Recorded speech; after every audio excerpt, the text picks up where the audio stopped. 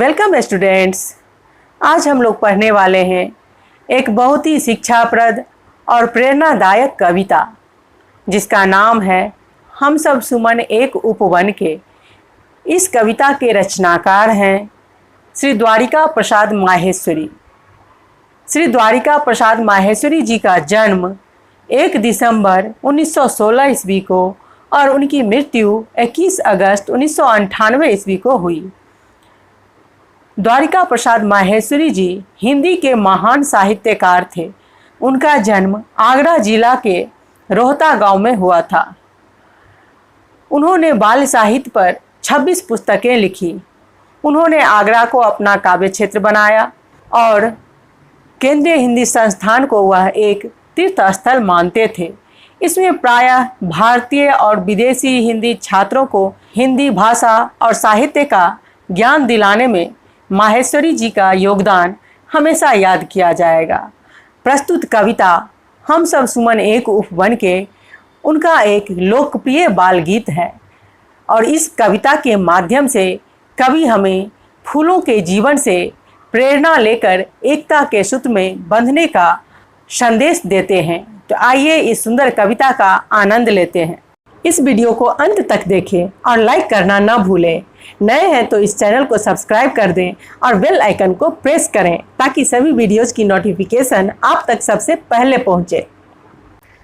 हम सब सुमन एक उपवन के, एक हमारी धरती सबकी, जिसकी मिट्टी में जन्मे हम, मिली एक ही धूप हमें है, सींचे गए एक जल से हम, पले हुए हैं झूल झूल कर पलनों में हम, एक पवन के रंग रंग के रूप हमारे, अलग अलग हैं क्यारी क्यारी, लेकिन हम सब से मिलकर ही इस उपवन की शोभा सारी, एक हमारा माली हम सब, रहते नीचे एक गगन के, सूरज एक हमारा जिसकी किरणें उड़ की कली खिलाती, एक हमारा चांद चांदनी जो हम सब को नहलाती, मिले एक से स्वर हमको है भ्रमरों के मीठे गुंजन के, कांटों में मिलकर हम सब ने हंस हंस कर है जीना सीखा, एक सूत्र में बंध कर हमने हार गले का बनना सीखा, सबके लिए सुगंध हमारी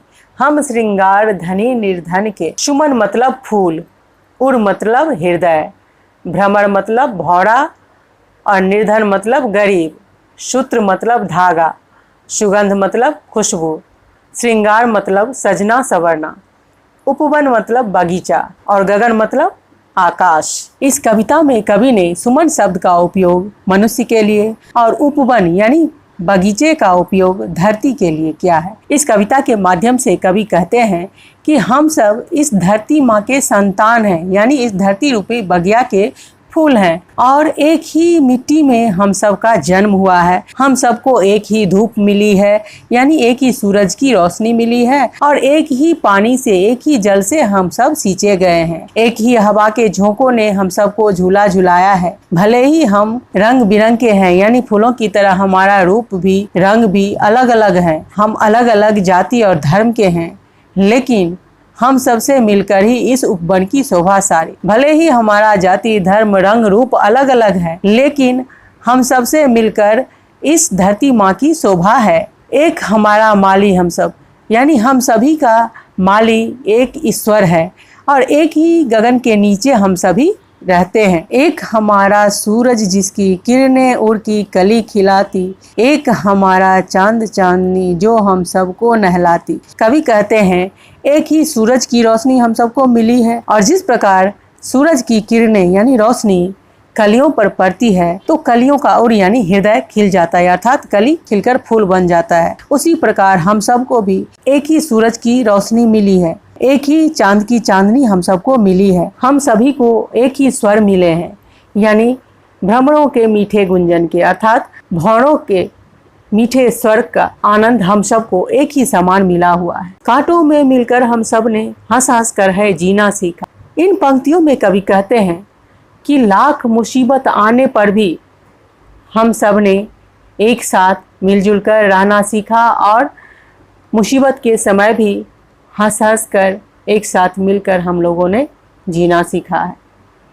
एक सूत्र में बंधकर हमने हार गले का बनना सीखा।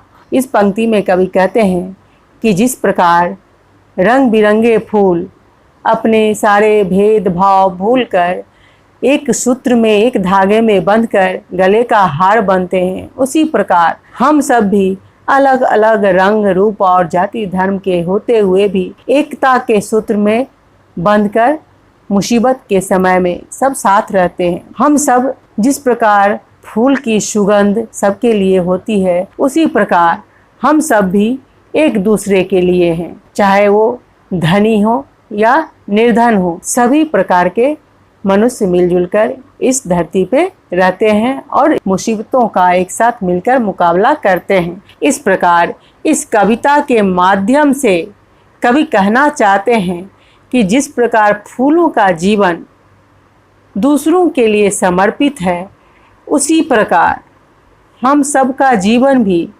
इस धरती माँ के लिए समर्पित होना चाहिए। जिस प्रकार रंग बिरंग के फूल आपसी भेदभाव भूलकर मिलजुल कर बागीचे की शोभा बढ़ाते हैं, उनकी खुशबू सबके लिए होती है, वो धनी और निर्धन सबके श्रृंगार के काम में आते हैं। उसी प्रकार हम सबको भी आपसी भेदभाव रंग रूप सबको भूलकर एकता के सूत्र में बंधकर रहना चाहिए, क्योंकि हम सभी को प्रकृति से जितनी भी चीज़ें हैं एक समान मिली है, चाहे वो सूरज की रोशनी हो या चांद की चांदनी हो या पवन के झोंके हो या जल हो, सब कुछ हम सबको बराबर मिली है और एक ही धरती माँ के हम सभी संतान हैं। इसीलिए हम सबको फूलों की तरह मिलजुल कर इस धरती रूपी बगिया की शोभा बढ़ानी चाहिए। तो इस प्रकार इस कविता से हमें यह सीख मिलती है कि हम सबको एकता के सूत्र में बंधकर रहना चाहिए। तो उम्मीद है यह कविता आपको अच्छे से समझ में आ गई होगी। अगर आपको यह कविता अच्छे से समझ में आ गई है तो आप इस वीडियो को लाइक कर दें, अपने दोस्तों के साथ इसे ज़्यादा से ज़्यादा शेयर करें।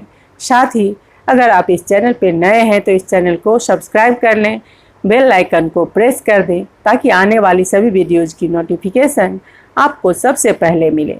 धन्यवाद।